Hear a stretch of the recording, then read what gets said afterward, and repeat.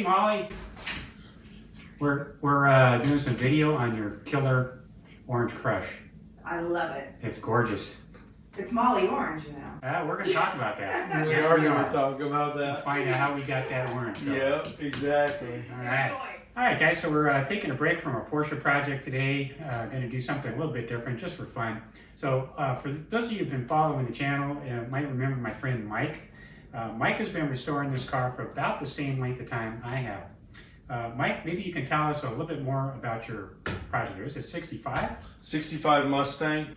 Started from the ground up. It's been like a 7-year project. Engine's up and running, wire harnesses in, brake lights work, headlights work, turn signals work. So pretty much the next step is I've ordered rims, waiting for those to come in, put those on, and then pretty much put it on the ground, and I'm gonna test this thing for about a month, drive it, shake it out, make sure there's no problems, and then off to the interior shop. Okay, so you're just gonna maintain the 2 seats that are in here for now, For get it now. on the roads. About how long from now do you think before you get it on the road? Probably about a month till it's on the road, and then a month after that, we'll go to the interior shop. So probably about 2 months till the interior starts. Pretty That's the cool. plan. That's a good idea too, because when you start these things, get them driving down the road, there's all kinds of stuff you got to get worked out. And if you cover it all up, then you got to undo it, get back in there, and Just a lot more work. So if you can get it driving before you close everything up, it's better.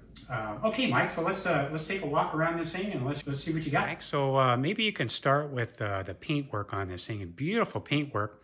I know when you originally was going to have this painted, we kind of had the idea that we were going to work together on this and paint it together, but for some reason that didn't happen. Sorry about that. Sorry. Yeah, we were going to pull the Porsche out of the booth and roll this guy in there. And 5 years later, it still hasn't happened. So Mike actually hired some professional help to get this through body and paint. Didn't do it here. Maybe you can tell us a little bit about the paintwork. The color, obviously, I kind of named or built this car off of an orange car that we used to have back in the day, a 65 Mustang that I had when I was growing up in the family. And the color of this car actually was brought to me by my wife. She loved this orange, and it just happened to be called Molly Orange. That's like the coincidence of all time. Yeah, which is her name. Yeah, so it's gorgeous. Fit perfect. So the car, when I got it, was it was sitting for about 5 years. So it was in rough shape. Yeah, I got to tell you, it was pretty rough. Was definitely Yeah, rough. I had my doubts. It looked pretty bad. Man, We look at this. replaced some parts. I've got new fenders on this, 2 new doors, a new hood. The hood that we had on this thing was pretty rackety. It is. Like a It's a Shelby GT350. GT350 scoop. And then I kind of louvered the hood underneath to create more airflow to kind of help this car cool a little bit. Oh yeah, look at that. Wow. You did all this yourself. Yeah. Like a pre-assembled type block, or? No, I had a guy build this for me. Oh, okay. We built. All right. We assembled this motor. And what type of cam and rocker system we have in here? Sorry, full roller rockers. Oh, okay. I'm sorry, it's Right. a roller setup, and then it's got a custom ground cam in it. Okay. And you're doing automatic, right? Automatic transmission. Yeah, we'll take a look at that here in a second. That was really cool. And I see we got your hinges worked out. We've been fighting those things there for a little while. Yeah, we were fighting those. Ring Brothers, man. Ring Those guys Brothers. are pretty awesome. I had a chance to meet Jim Ring at the last SEMA show. Super nice guy. Those guys just do some incredible things over there. Set this car up for AC. We live in the desert out here. It gets kind of hot. Definitely need that. So- And you're a coupe here, so Yep. oh, look at the hood work on this. So your body work guy did the hood setup here? Yeah, Punch these holes I in? found this special punch that kind of punches the hood and louvers it at the same time, so we didn't lose a lot of stability when we started punching holes in this thing. Yeah. I like the way it flares it downward. Yep, and it gives it some Brings some- strength. Bring some cool air in there, some fresh air. Get some good performance out of that. And then what we got up front here, we got horns, we got AC lines. AC line, coolant overflow tank. All these March pulleys. Yes, March pulley serpentine set. And then Willwood brake. Willwood disc brakes, all the way around, 4-wheel disc, proportioning valve for the front to rear setup. A kit that Willwood offers as a complete kit for a Mustang, or is Yes, so everything turnkey? turnkey. How about the hub? Is that something that they provide? Or? Yep. All right, then having a look underneath here. So you got some undercoating. Did your body guy do this for you? Yeah. And what type of texture coating is that? We did like a bed liner coating to kind of help Oh yeah, that's nice. dampen the sound, and then we sprayed black over it. Nice rubberized Yeah. texture in there. Wow. And then what's the coil and shock absorber setup here? Coils are the original coils. I just replaced them with a little bit heavier pounds. Shocks are original shocks, just new ones. What I did was I replaced the upper and lower A-arms. I did a tubular upper on this, and I dropped the upper A-arm mounting point 1 inch on the front to help with steering stabilization. And what about the headers here? It looks like you got some kind of coating on there. Yeah, the headers have a titanium ceramic coating on them to help with heat reduction, keep the motor cool, try and keep the heat out of the engine compartment. And you're gonna run this open exhaust, or we're gonna get some No, we're get some mufflers going here we're pretty gonna soon? get it over to the exhaust shop once we get it down on the ground here. The cross bracing under here, what's going on with that? Looks like you got some welded in. That's not stock? Yeah, I did subframe connectors to connect the front and rear of this unibody, and then I did an X-brace. Into there. And then what about your suspension back here? Suspension, this has got a Watts link on it. Okay. So what it does is it connects the rear end to this cross member here. The bars are not in yet. All right, so you can really romp on it. Not going to have any problems back here. Yeah, no movement. Pretty cool. Beautiful back into this car. All right, Mike, what's going on in here? There's your fuel tank. Fuel tank. Once again, we got the Ring Brothers hinges again. Back here.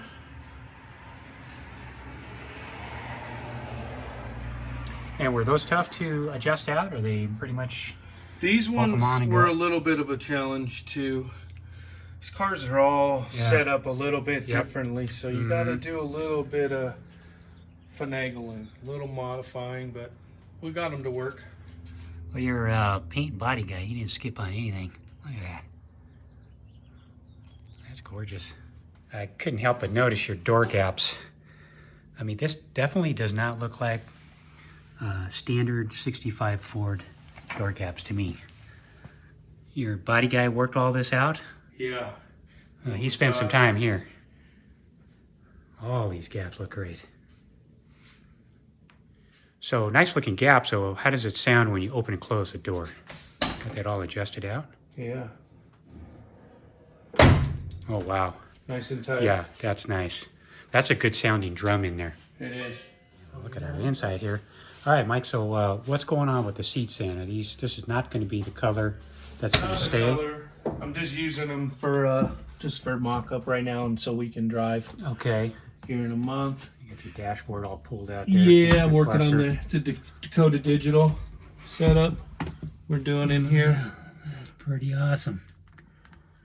So everything electrically is working out like you want? Yeah, everything seems to be working really good. Oh, look at this. Let's tell us about this shifter setup here. We're going with the B&M ratchet shifter in this one. Okay, so for those who are not familiar with this type of shifter, exactly how does that work? So this is it's pretty much a pull down. Okay. So reverse, neutral, drive, second, first, and then it's Oh, click okay, I back see. up. Almost like a motorcycle setup. Yep, to neutral, your reverse lockout, boom, back to park. Hoonigan style. Yes, Maybe sir. you need to bring that stem up a couple more feet. Put it up Get top. it up here. I think so. Little dusty, still a work in progress in here. Oh yeah, it's messy to work on. Got these all the things. glass in. Got everything kind of worked out on the seals, getting ready to put in the final felts. And are you going to recover these existing seats? Because these are looking in pretty good shape.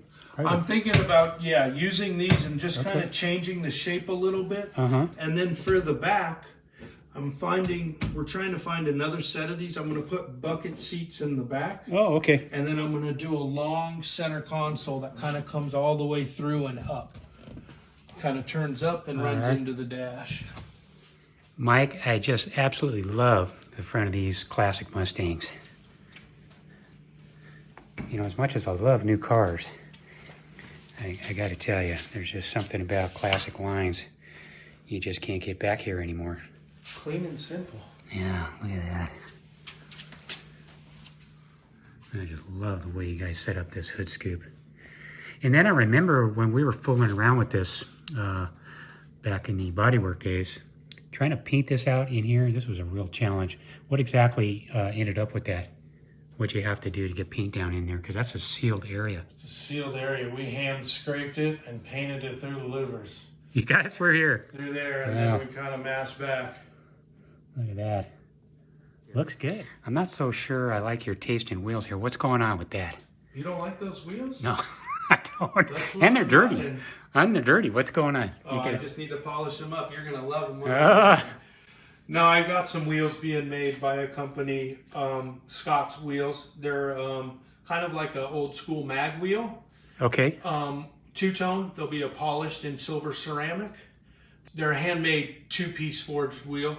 So they're working on them, and I should have them in like 3 to 4 weeks. Well, I can't wait to see those.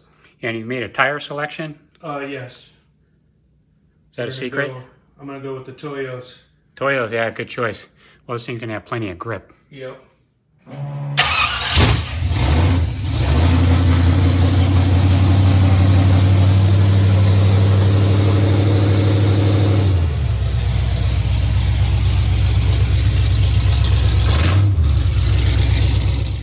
All right, Mike, well, thanks a lot for showing us your car. I got to tell you, the job you've done here is just amazing. It's amazing what you can do doing it yourself, and even in a small space. Thanks, Mike, for your time. Thank you guys for watching. We'll shoot another video once we get the interior done, show you the final outcome. Awesome. Thanks for watching, guys. We'll see you on the next video.